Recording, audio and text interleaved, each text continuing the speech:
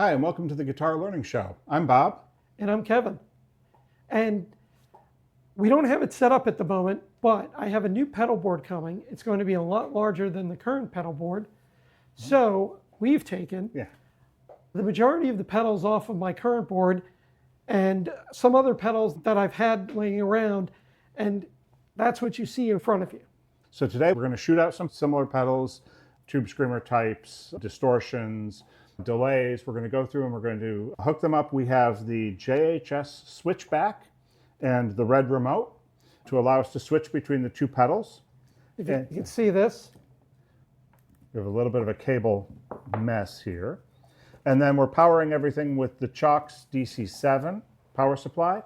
What the switchback lets us do is to plug in two pedals with completely independent loops. The guitar goes in, goes through the switchback and out to the amp, and then we can just switch back and forth using this button between the two pedals to see which one that you like best and which one's going to survive to make it onto the new board. But I did want to compare and hear some of these side by side with the benefit of having a switcher where we could just go back and forth very quickly. And to try to make it as fair as possible, we're going to do comparable settings on each pedal to start, and you're going to play through them. I'll switch back and forth, and we'll see what you like. Sounds good. Okay. Okay, before we get started, would like to ask you to like and subscribe and ring the bell. It really helps out the channel. And please, if there's anything you want to see or anything you want to comment about the video the comparisons we're about to do, we'd love to hear from you. Why don't we start out with the tube screamers? Okay. We have an Ibanez TS9 tube screamer and the Retro Sonic 808 Overdrive, which is a tube screamer clone. So we're going to hook these up and then we'll give them a try. Okay. Okay, so like I said, we're going to start out with the Ibanez TS9 versus the Retro Sonic. So we're going to start with the Ibanez TS9 tube screamer versus the Retro Sonic 808 Overdrive. Now the way this is going to work is we have them both set up into the switchback. When the green light is on the switchback, we're on the tube screamer, and when the red light is on, we are on the Retro Sonic.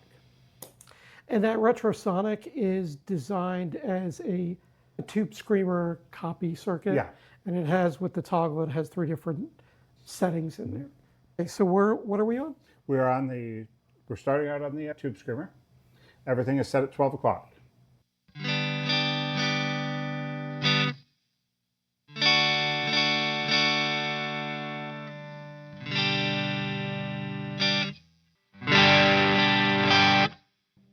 Retrosonic definitely has a little more drive to it than the tube screamer. So you're starting at 12 o'clock on all of them? Yeah, I was starting at 12 o'clock. Okay. So.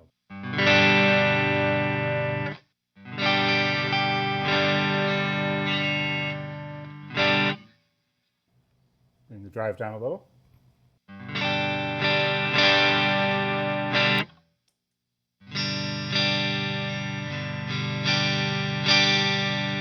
It is definitely a hotter pedal than the traditional Let's tube. try one of the other circuits on that Retro Sonic and see what it sounds like.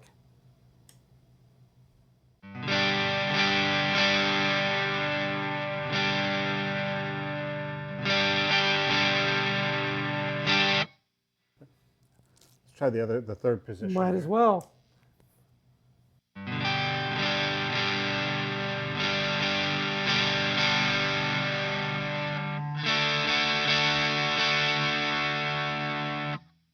That's a hotter pedal than the tube screamer on all 3 settings. Absolutely. In my opinion. It absolutely is. Let's do this. Let's bring the drive up on the tube screamer a bit to try to get a little more comparable. Oh, we're still on the Retro Sonic. We'll get this right. Yeah,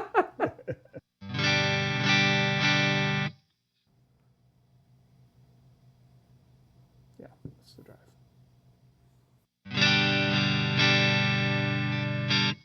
Clean. Yep.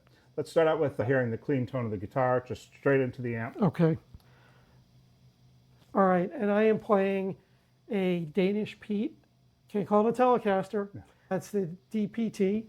From Chapman Guitars. Yes, thank you. And for now, I'm playing the neck pickup. We're going into the Bad Cat Cub.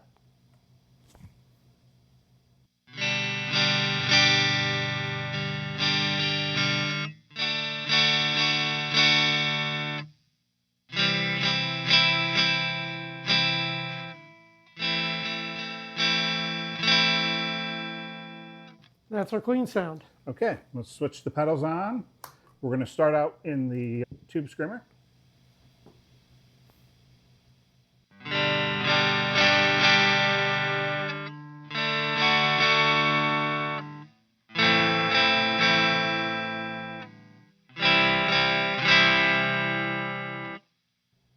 And we're at 12 o'clock on all that? 12 o'clock across the board for both pedals. Alrighty. Yep.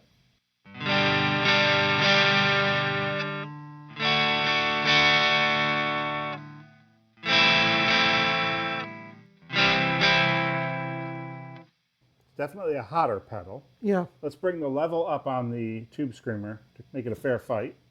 Can you flip it over? Sure.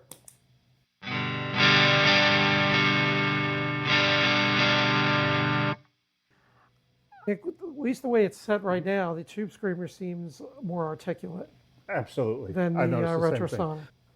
Yeah.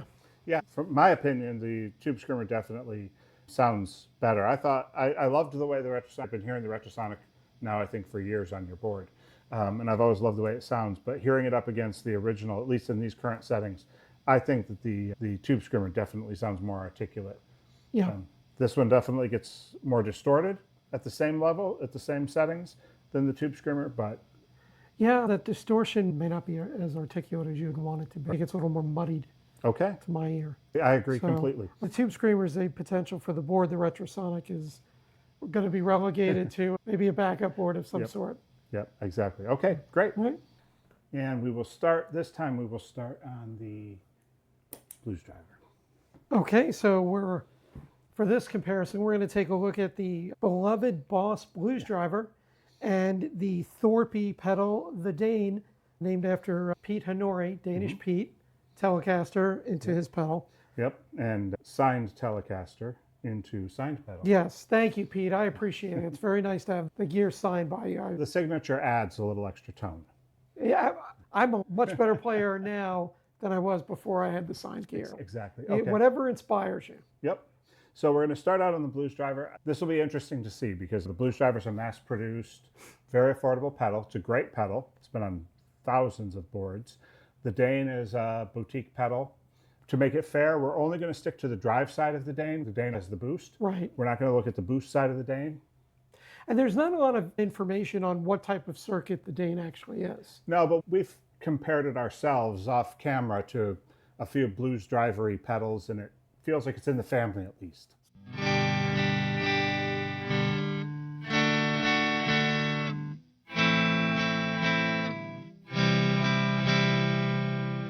All right, let's do the Dane.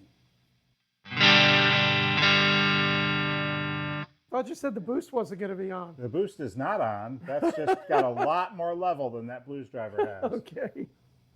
Yeah.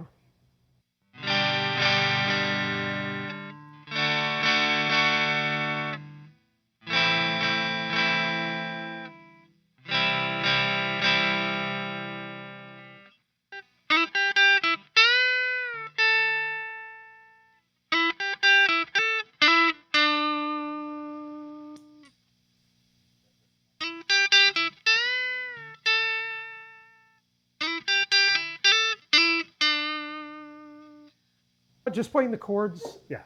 I hear the Dane to me is a more articulate pedal. Yeah. Obviously, out of the gate, with the settings being equal, the output from the Dane is much higher. Oh, yeah. The Dane's got a lot more room to go in terms of level, and that's important, right? You don't want to have your pedal turned way up in order to get to unity level. Right. I do not. No, you want to have a little extra room for the driver there, and then if you're pushing an amp that's starting to break up, you want to have that level there.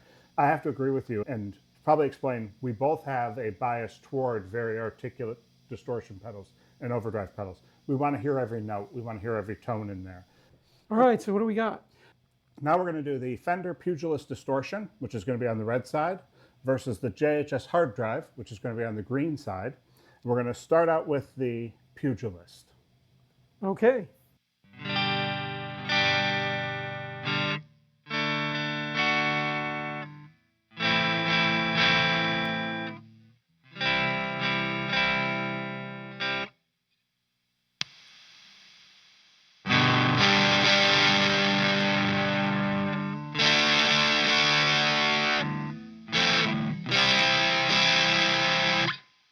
Okay. I knew once when we switched it and the hiss went up by Through the 3 roof? decibels. Yeah. So where is the sound level on that? On the hard drive? Yeah. It is, the volume is at 12 o'clock. So I'm going to bring that Yeah, down. I never put that past 9 o'clock It's because it's got a lot of room in it. it's got it. Yeah. And we're going to have to bring the drive up on the Pugilist because it's running very clean. Okay, so we're back. We're still on the hard drive. Let's see how our levels are here.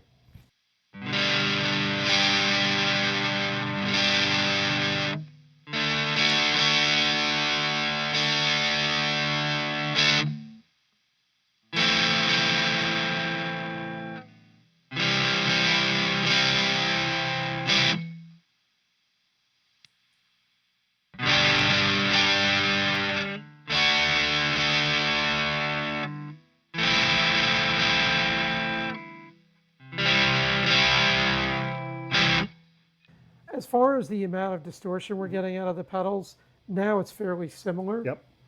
And they're both not as articulate as I would personally like. I do know from, as I've used both of these pedals, and more recently I've used the JHS hard drive, I can definitely dial that in to where it is much more articulate than what you're hearing right now. They're both very heavy sounds. They both have a ton of distortion available in them.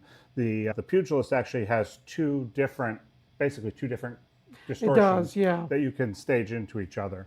Yeah, and you can run those as parallel. You can run them serial, one right into the other. Yeah, so there's a ton of gain to be had with either one of them. Yep. My guess is the JHS is going to keep its spot for a while. It's going to keep its spot. I've used the Pugilist prior to getting the JHS, and I enjoyed using it, but I am liking using the JHS at this point. So I'm going to keep that on the new board. Yep. Okay, great. Let's move on. Now we're going to move into some modulation. So these are not identical modulation pedals, but they do both do that modulation thing. We've got the retrosonic phaser, and then we have the JHS. It's a Univibe pedal, and I can't remember the name of the pedal. It's the Unicorn. The Unicorn. Okay. V2, I believe. Okay. So we've got the retrosonic and the Unicorn, and we're going to start out with the retrosonic phaser. And as Bob mentioned, they are different pedals, but they do produce a little bit of a similar sound. So I just wanted to hear them side by side, and so that's why. Your new board is going to have a lot of drive pedals. You're going to be limiting the modulation a little bit. So let's try to narrow that down. For sure.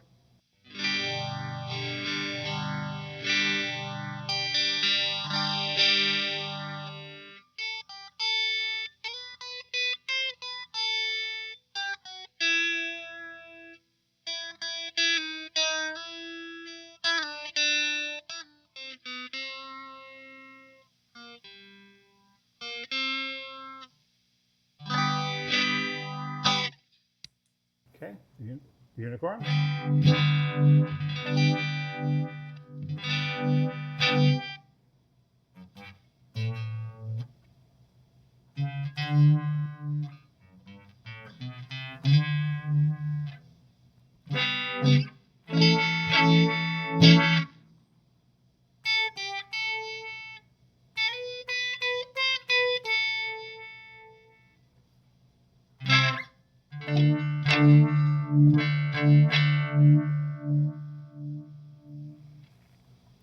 They do produce a similar effect, Sure. but the Univibe is just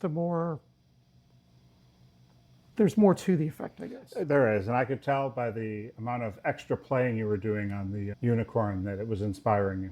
Yep, I have fun with that pedal. I use it a lot. Yep. All right, what's up? Okay, now we have whatever we want to call it, the granddaddy of all the overdrive pedals, the Boss Super Distortion versus the JHS Violet. Okay. This time, we tried to make sure we got the levels a little closer before we started comparing them. We're going to start out on the Super Distortion. Okay.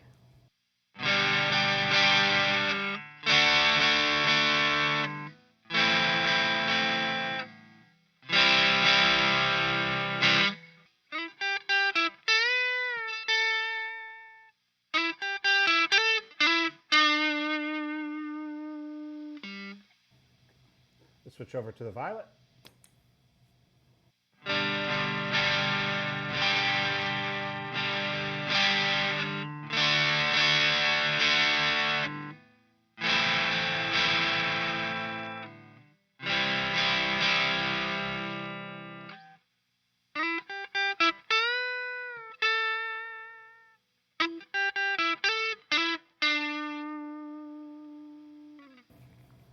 Where they're set right now, I'm sorry, Josh, the Boss sounds more articulate.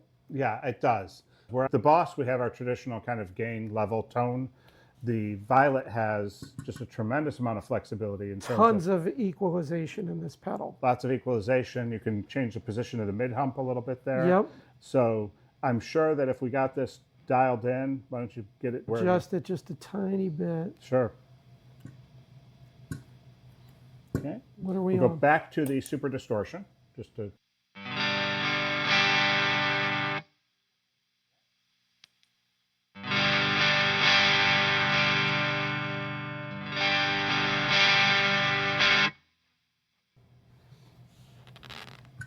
I would have to tweak that just a little bit more, Sure. I think.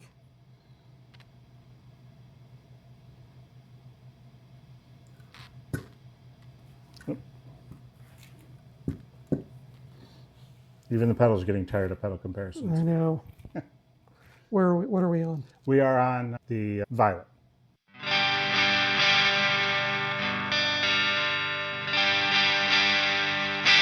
Oh yeah, that's where the Violet's really starting to open up. Yeah, and I love the Violet. It's one of my favorite pedals. It has so much ability to customize the sound. That Boss pedal is amazing. It's a great pedal, but it's And the thing to keep in mind is that Boss pedal sounds fantastic, and I don't know what the current price of a super overdrive is. probably about 130, 140 bucks, I would think, or maybe even less than that. I don't think know. so. Yeah, you're talking about just a huge price difference, and clearly you can get fantastic sounds out of the super overdrive. Yes, and I would say from a standpoint of value, the cost of, there's definitely value for both of the pedals. From a price perspective, you get a lot out of that Boss pedal for, and I'm guessing on the cost. I'm assuming it's still like around 130, whereas the Violet is somewhere around $200. 200. Yep. That being said, the Violet is worth every penny, and I bought it in November when they were having the 25% off sale Right. on the JHS pedal, so I saved a lot of money on it. However, that being said, when we were looking earlier at the Blues Driver and comparing it to the Thorpe the Dane, in all fairness to the Blues Driver, that Thorpe pedal is a boutique pedal. It's about a $250, $300 pedal. It's a lot more expensive than the Blues Driver. Now, in my opinion, it actually sounds that much better too. Agreed. So, whereas this, Yeah. if I didn't want to spend $200 on a pedal and my budget was a little less, I'd be quite happy with that Boss Oh yeah. pedal. And you can get super overdrives on the used market for next to nothing. Yeah, probably Just 60, 70 bucks, I would think. Tops, Yeah. because everybody has one. No, it's a fantastic Yeah, pedal. everybody has one. But really, I think that the Violet really opened up when you tweaked the settings a little bit. It got very articulate, and there's just still so much more you can do with it. Yeah, and the gain is at 11 o'clock right now. Yeah. And The level's only at 9 o'clock. this which is pedal crazy. plays extremely well with a lower volume on your guitar, and then you set the gain to taste. And then if you really want to get some distortion out of it, you don't even have to touch the pedal. You just turn your. And granted, I know a lot of pedals work that way. This one is just exceptional at that. That's great. All right, Fantastic. let's move on. Okay. Now we have not original, but a standard, I don't have that kind of money. a standard rat pedal versus the JHS Pack Rat, which has a bunch of different rat variation circuits in there. We have it set to the OG, which should line up fairly close. Yeah, to it should be just very similar to the Proco Rat circuit. Yeah. I don't know what JHS may or may not have done to modify that. They always like to add their own color to Absolutely. things. As they should. Okay. And then the Pack Rat. The Proco Rat's a little dark than where the JHS Rat is at Right. the moment. I think that for my money, you could go with either one. Absolutely. The benefit with the Pack Rat, of course, is that you get many other, 8 other settings. Yeah. So you have a lot of rat variation circuits to play with. Mess around with one that I like. This LA sound is pretty Okay. good.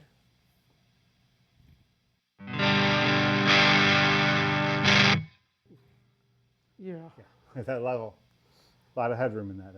Yeah. It's interesting because some of these are very, like this dirty is, oh, you can hear it.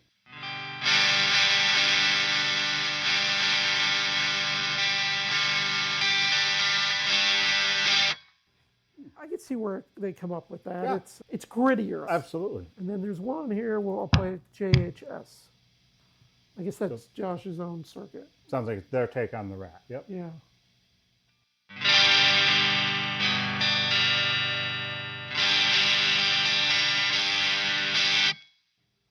All right. Yeah, Well, I like it.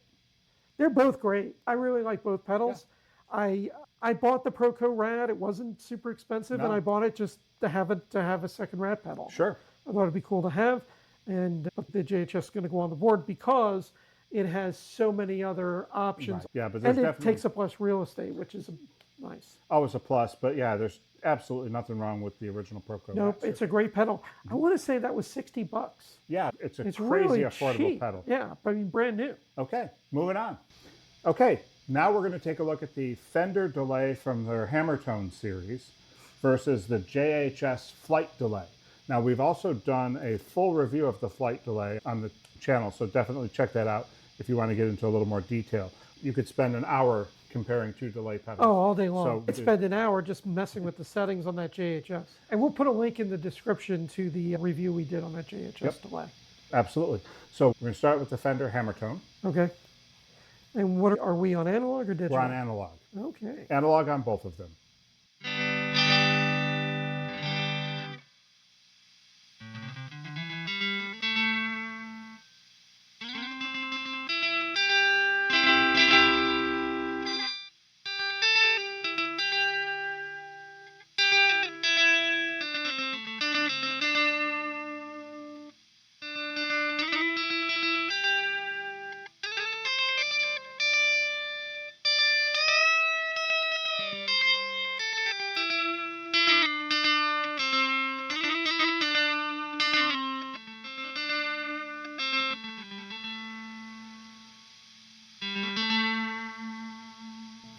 Let's give the switch to the Flight.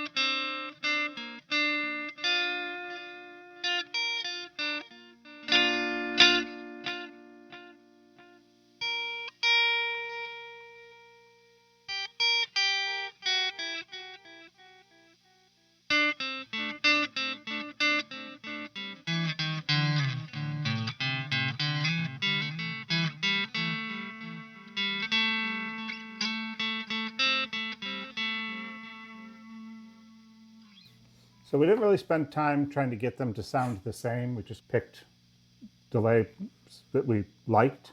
Do we want to look at the digital settings or the modulation settings? Let's do digital just for fun. Sure. Yeah.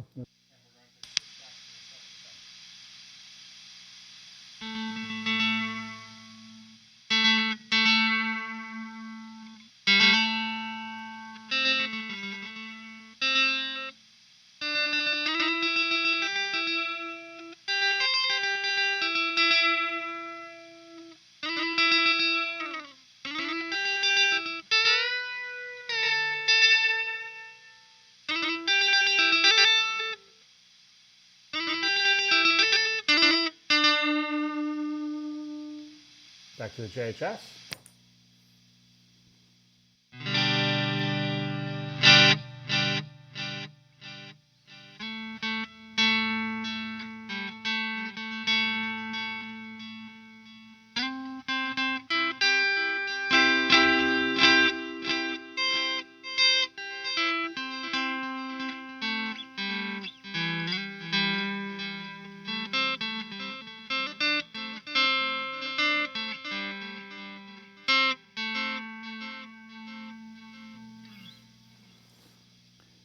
So one thing I noticed, first off, to be perfectly fair, we're dealing with a 2x difference in price between the Fender Hammertone delay and the JHS Flight Oh, delay. yeah. It might be 3x, actually. So The JHS, if you watch our review, you'll see it has a ton of different settings, 2 different types of modulations and things like that. But one of the things that caught my eye, or my ear actually, when we were switching back and forth is the hiss. I don't know, hopefully it comes across, but if we're on the JHS now, and I switch to the Fender,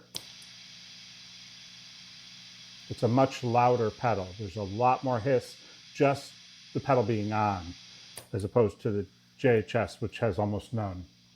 And that sometimes with higher end pedals, I think it's component selection, it's circuit design, a lot of extra steps taken to keep that noise floor low.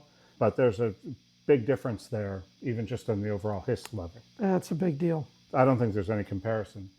No, but I will say this, that Fender Hammer Tone Delay, which is a little over $100 pedal, I get it for 80, 90 bucks used, Yep. is a good delay pedal to have. Oh, it's great. It's got a decent amount of variety as far as 2 different analog settings and a digital setting. And you could do dotted 8 stuff if you're trying to play some of U2's type of music, and of course many other musicians, but I think you've got a decent amount of versatility there.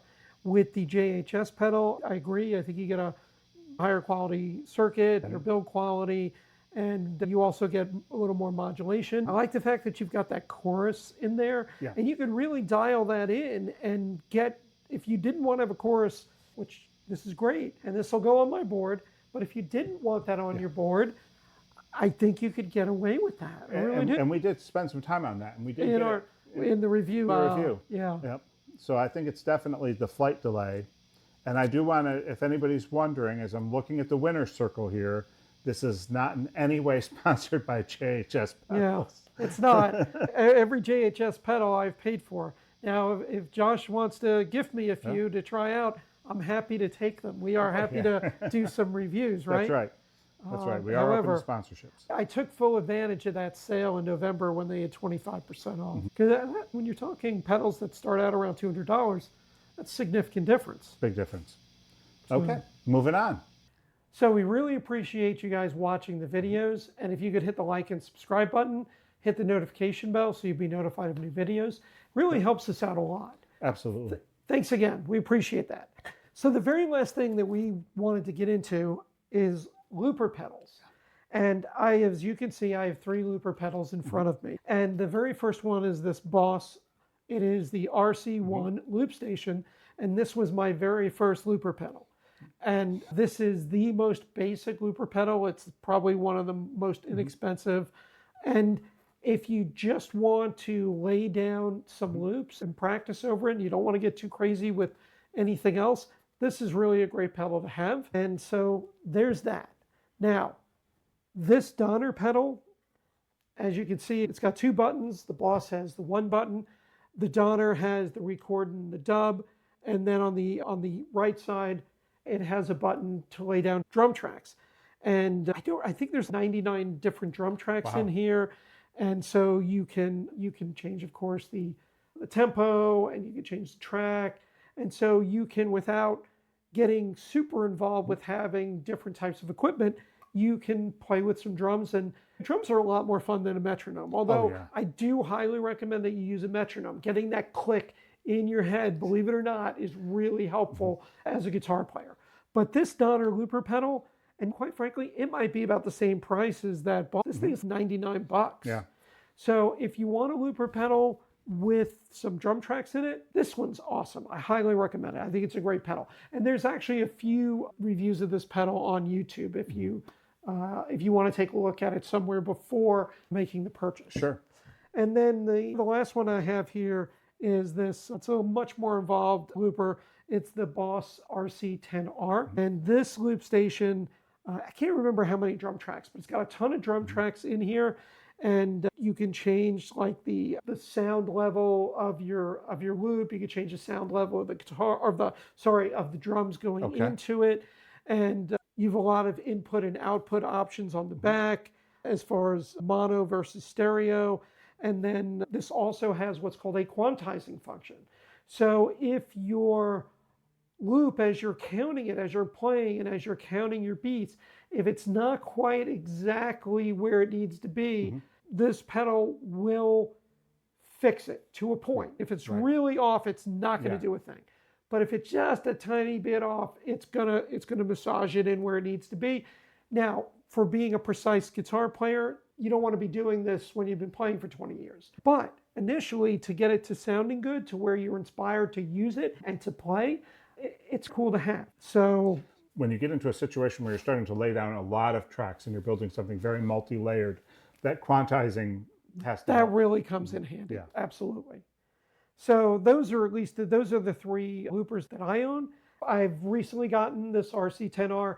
That's the one I'm using primarily at this point. I'm just starting to experiment a little bit with the drum tracks. You also have memory function to where, and you have memory function with the Honore. I don't remember if you do with the loop station, but you can save your loops. And I do save some of my loops because in the morning when I practice, I like to just throw on whatever I have there and I'll improvise over it just to get a little bit of improvisation practice. Now I have the RC1. I can confirm it does not have a memory function. Okay.